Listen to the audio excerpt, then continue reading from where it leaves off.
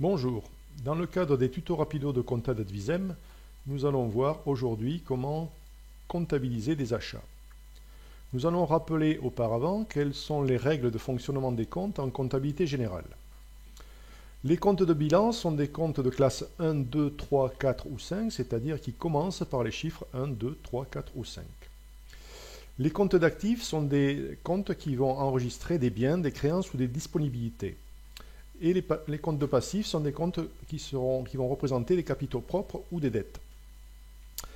Voilà la règle de fonctionnement des comptes, c'est-à-dire que les comptes d'actifs vont augmenter au débit et diminuer au crédit, et les comptes de passifs, ce sera l'inverse, vont diminuer au débit et augmenter au crédit. Pour les comptes qui se trouvent au compte de résultat, c'est-à-dire les comptes 6, compte de charge, et les comptes 7, compte de produit, le fonctionnement sera le suivant. Les comptes de charge vont augmenter au débit et diminuer au crédit. Et les comptes de produit vont diminuer au débit et augmenter au crédit.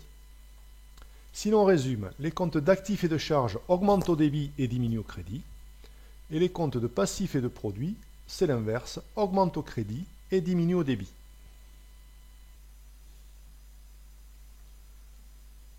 Ces rappels étant faits, nous allons pouvoir voir maintenant comment comptabiliser une facture d'achat en comptabilité générale. Les charges sont des comptes de classe 6, c'est-à-dire qui commencent toutes par le chiffre 6. Les achats seront des comptes 60, c'est-à-dire dont les deux premiers chiffres seront le 6 et le 0. Le schéma d'écriture type d'un achat sera le suivant. Sur un journal d'achat, on va commencer par débiter, puisque c'est une entrée de charge. On vient de le voir, on débite une charge quand elle augmente.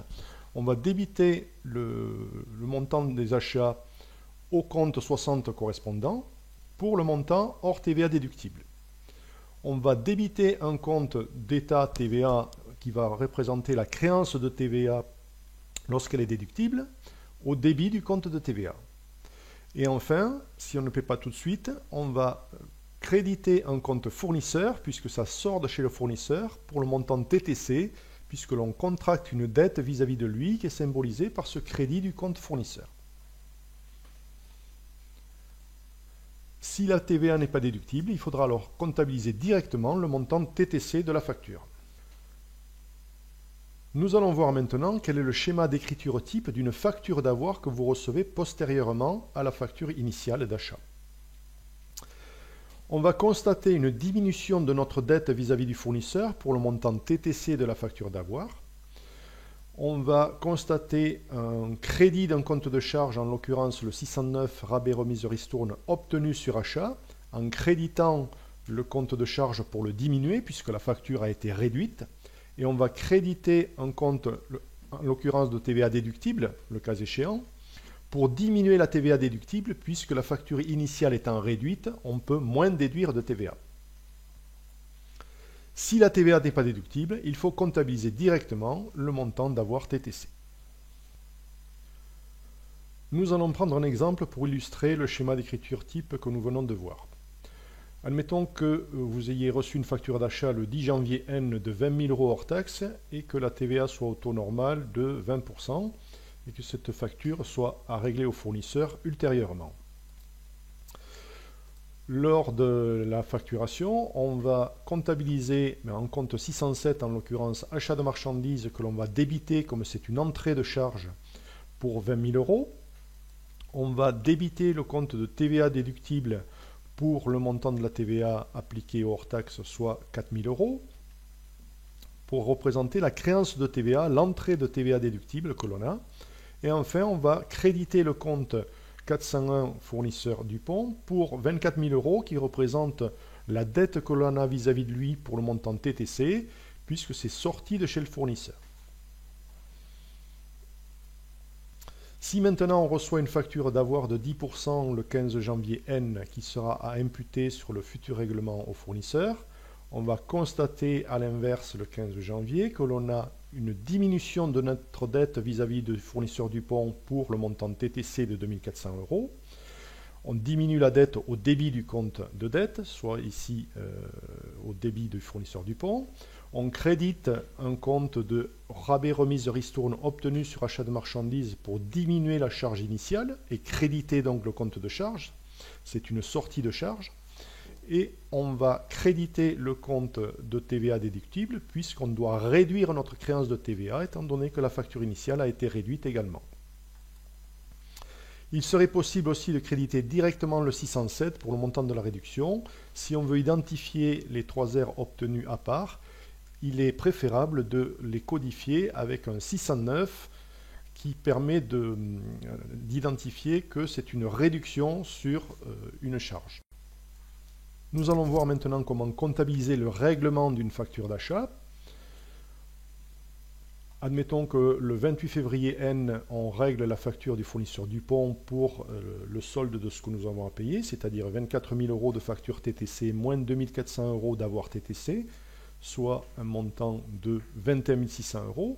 Eh bien, on va débiter le compte fournisseur pour le solder, pour solder notre dette vis-à-vis de lui, directement dans le journal banque et par le compte banque qui va symboliser une sortie de trésorerie au crédit du compte trésorerie pour 21 600 €.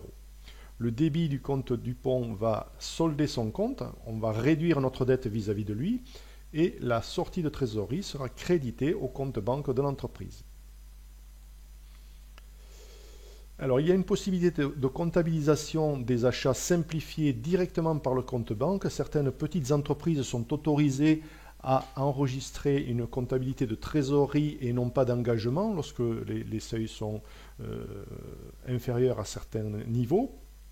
À ce moment-là, on attendra le paiement du fournisseur le paiement de la facture pour enregistrer l'achat proprement dit.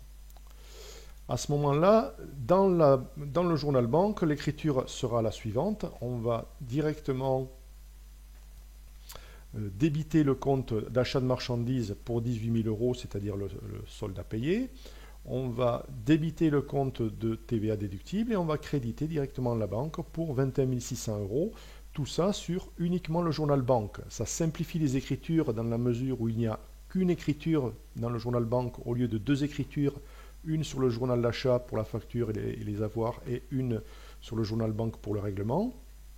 Mais ce n'est possible que dans certaines entreprises qui sont autorisées à enregistrer leur comptabilité dans une comptabilité de trésorerie. Dans ce cas-là, et si elle est assujettie à TVA, il peut y avoir aussi des écritures de TVA à passer pour régulariser, mais qui sortent du cadre de cette vidéo.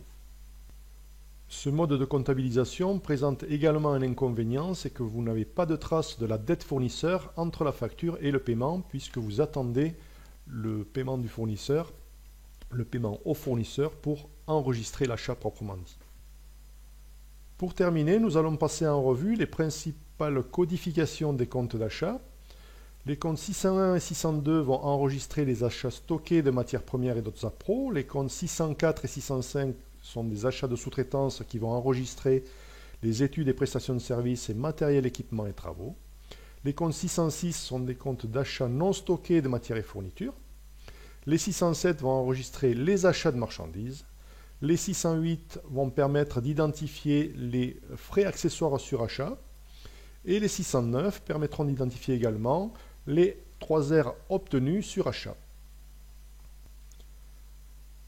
Voilà, je vous remercie d'avoir visionné un des tutos rapidos de compta d'Advisem et vous dis à une prochaine fois pour d'autres vidéos.